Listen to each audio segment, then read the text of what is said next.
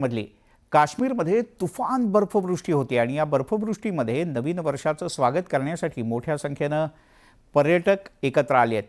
गुलमर्ग आणि सोनमर्गमध्ये सगळ्यात जास्त पर्यटकांची गर्दी पाहायला मिळते. प्रामुख्यानं बर्फात खेळण्याचा आनंद इथे पर्यटक घेताना दिसत आहेत. हिमाचल प्रदेशातल्या स्पितीमध्ये सुद्धा मोठ्या संख्येनं पर्यटक बर्फवृष्टीचा आनंद घेण्यासाठी एकत्र आले, पण या भागात अनेक ठिकाणी जबरदस्त बर्फवृष्टीमुळे रस्ते बराच काळ बंद झाले आहेत. बर्फवृष्टीमुळे तापमानात खूप जास्त घट झाली. पुढच्या काही दिवसात थंडीचा जोर आणखीन वाढण्याची शक्यता व्यक्त केली जाते.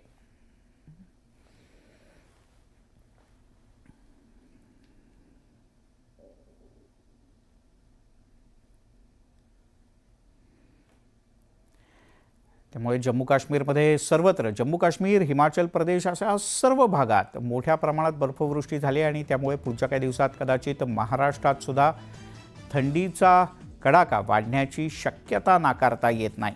पाहुयात, अर्थात महाराष्ट्रात अनेकांना अधिक थंडीची प्रतीक्षा आहे. यासोबतच या बुलेटिनमध्ये इथेच थांबूयात, पण बातम्यांचा वेगवान आढावा घ्यायचा आहे. पण त्यापूर्वी महत्त्वाच्या बातम्या.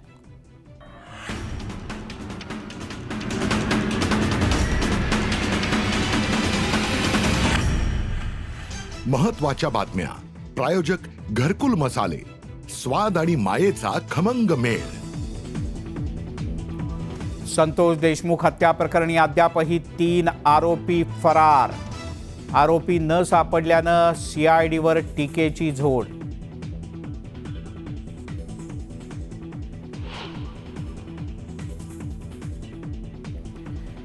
बीडमधील संतोष देशमुख हत्या प्रकरणी सीआयडी ॲक्शन मोडवर. सुदर्शन घुलेच्या कुटुंबियांसह नातेवाईकांची चौकशी.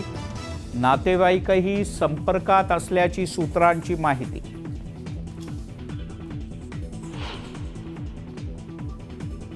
एसटी महामंडळाचा 1310 बस भाडेतत्वावर घेण्याचा निर्णय वादाच्या भोवऱ्यात. मुख्यमंत्र्यांकडून निर्णयाला स्थगिती देत चौकशीचे आदेश. सूत्रांची माहिती. कोणतेही कारण न देता पदभार घ्या. मुख्यमंत्री देवेंद्र फडणवीस यांचे मंत्र्यांना आदेश. महायुतीच्या डझनभर मंत्र्यांनी अद्यापही पदभार स्वीकारलेला नसल्याची माहिती.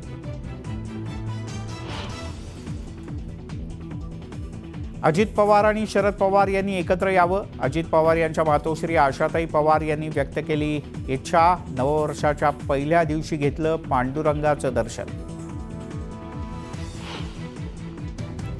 मंत्रिपदावरून कुठलीही नाराजी नाही. पुढच्या आठवड्यात पदभार स्वीकारणार. क्रीडा मंत्री दत्ता भरणे यांची माहिती.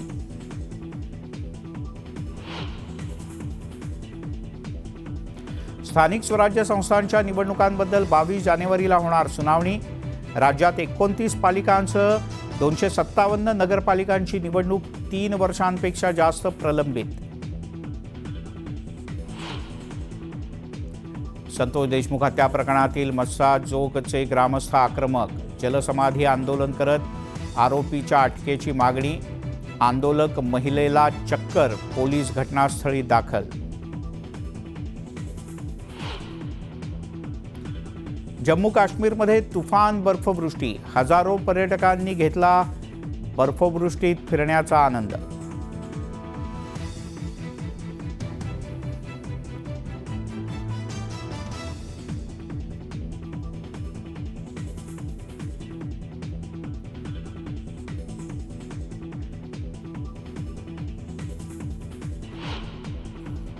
आपण पाहताय न्यूज 18 लोकमत. बातम्यांचा वेगवान आढावा. आपण एक ब्रेकिंग न्यूज हाती येते, ती म्हणजे कुख्यात दहशतवादी तहव्वुर राणाला भारतात आणणार असल्याचं कळतंय.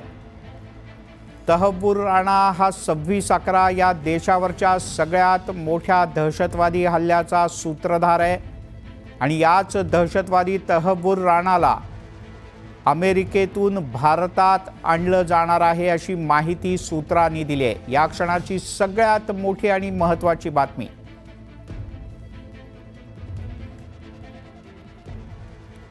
आणखीन एक मोठी बातमी राज्यातली हाती येते, ती म्हणजे राज्य मंत्रिमंडळाची उद्याला 12 वाजता बैठक होणार आहे. खातेवाटपाच्या नंतर राज्य मंत्रिमंडळाची ही पहिलीच बैठक आहे. उद्या दुपारी 12 वाजता मंत्रालयात राज्य मंत्रिमंडळाची बैठक होणार असल्याचं कळतं. राज्यात बीडमधलं झालेलं प्रकरण, यामुळे राज्यात राजकीय वातावरण तापलेलं असतानाच उद्याच्या राज्य मंत्रिमंडळाच्या बैठकीला विशेष महत्त्व आहे.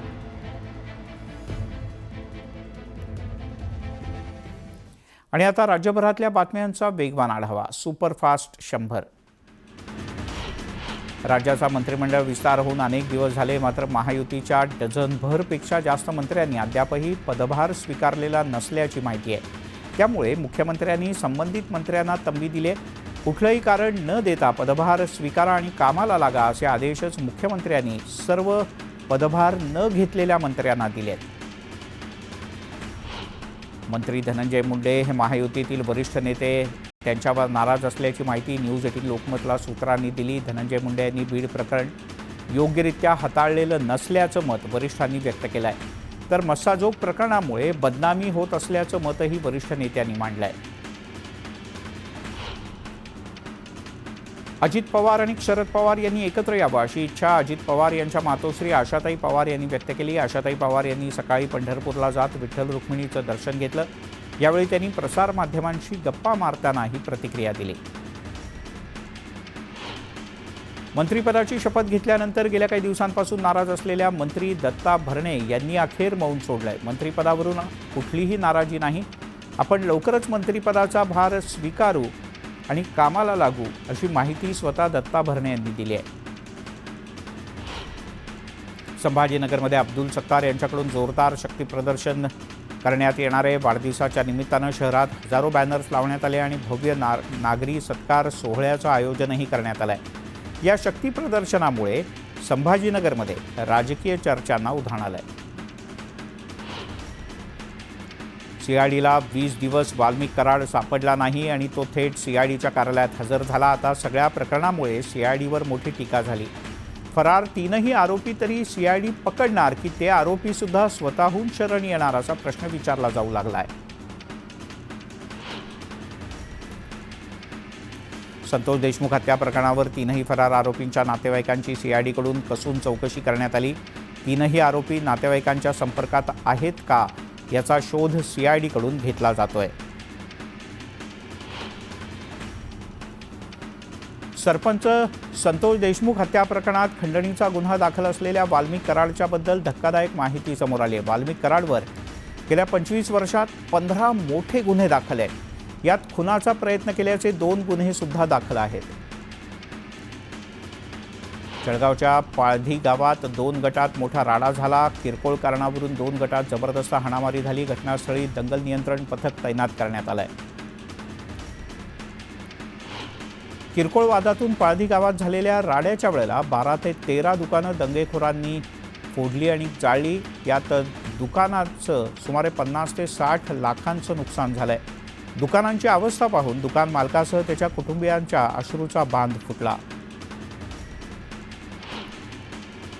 जळगावच्या पाळधी गावात 2 गटात झालेल्या राड्याच्या दरम्यान 13 दुकानांची जाळपोळ करण्यात आली. यातील नुकसानग्रस्त दुकानांचे पंचनामे सुरू करण्यात आले आहेत.